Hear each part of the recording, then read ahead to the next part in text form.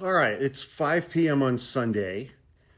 I am going to try something, and I'm gonna put this video on my backup account because I already have an account ban warning on my main account.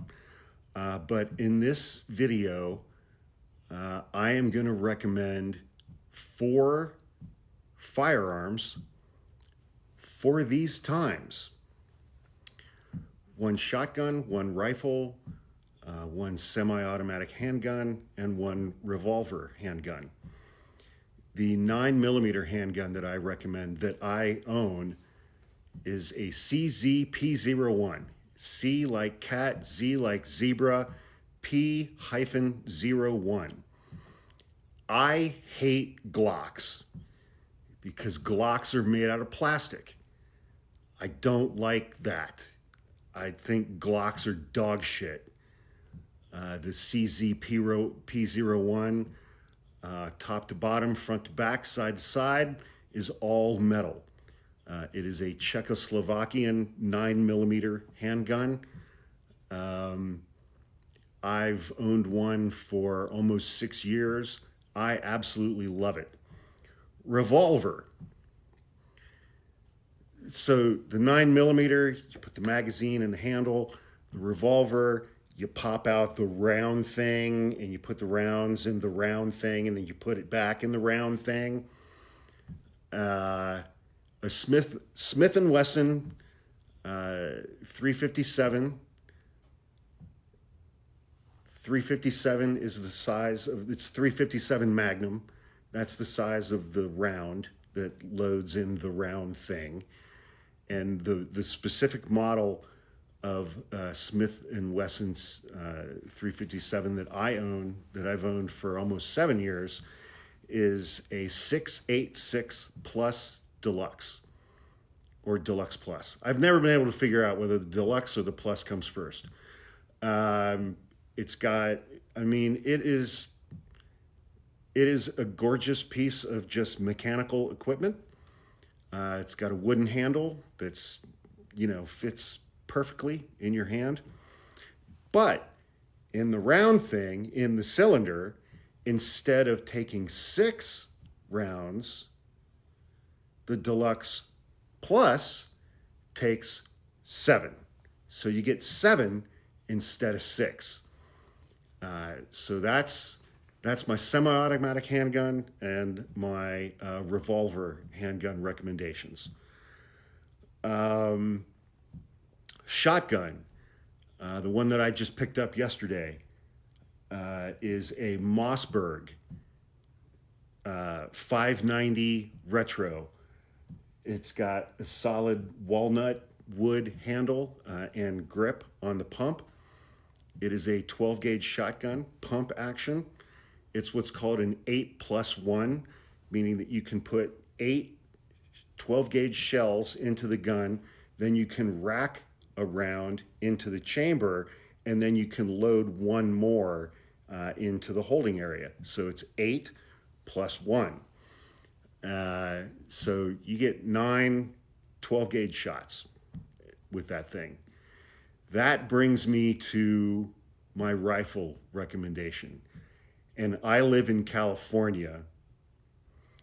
And so I have a rifle, and I also have a California legal AR-15 type rifle. California legal AR-15 type rifles are absolute fucking dog shit. You can get featured, you can get featureless. It's just fucking crap, man. It's just crap. However, I'll put it this way.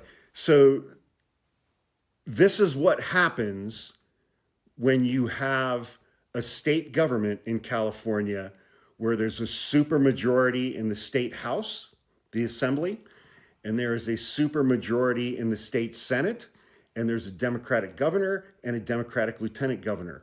You have all of these politicians writing all kinds of legislation about guns, and almost none of them have ever owned or fired a gun.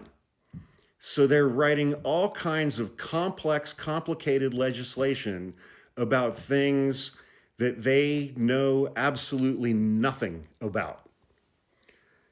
Because it's like, my California legal AR-15 is just, it's almost unusable, okay? But yet, the rifle that I'm going to recommend, a Springfield M1A or a Springfield M1A Scout, they're both phenomenal. They're old school. These were standard issue to U.S. Army during the Korean War. They're extremely heavy. They have a solid walnut stock, but they are magazine-fed sniper rifles, basically. The M1A has a 22-inch barrel. The M1A Scout, which I own, has an 18-inch barrel. I'm seriously considering just picking up an additional M1A with the 22-inch barrel. But it takes a 10-round magazine, just like my California legal AR-15. It shoots a much larger bullet, albeit at a slower speed. The Springfield M1A and the M1A Scout both, the M1A Scout that I have shoots a 308. A 308 round. It's about yay big. I'm just saying, it's a sizable bullet. Well, it's a sizable bullet and cartridge combined. But we are entering into extremely dangerous times. Okay, and the CZ P01 is good out to 12 to, I'd say maybe 40 to 50 yards in that range. The Smith Wesson 357-686 Deluxe Plus, I mean, that is just such a dead-on accurate firearm. It is crazy.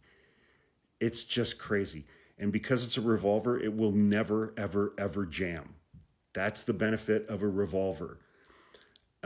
Magazine-fed semi-automatic 9mm handguns can jam, but that generally won't happen if you take good care of them and clean them regularly after you take them to the range and things like that. The Mossberg 590 Retro, I'm very much looking forward to getting to know that one. It has an excellent reputation for dependability, reliability. It will work when you need it to work. And that's a kind of a close quarters, 10 feet to 75 feet kind of weapon. The Springfield M1A, man, I can't say enough good things about that weapon. It is an absolute joy to shoot that gun at the range. I've got a Strike Eagle, a Strike Eagle Strike. I don't know. I haven't looked at the box in a while. I have a pretty sizable scope optic on top of that. And, you get it sighted in and you do some practice with it. And it's like you can hit the bullseye at 200 yards with that thing all day long without even trying. So, 200 yards. So, so let's see what happens with this post. So I also have, what else do I have? I have a Black Aces FD12 bullpup that I bought purely on impulse because I thought it looked cool.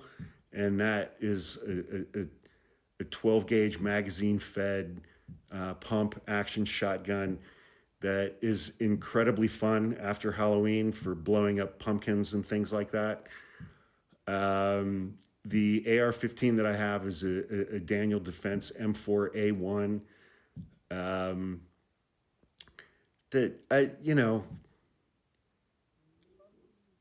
I wish I could buy a normal version of that firearm in California, but currently I'm not permitted to do that. So I get the dog shit version that still costs $2,500.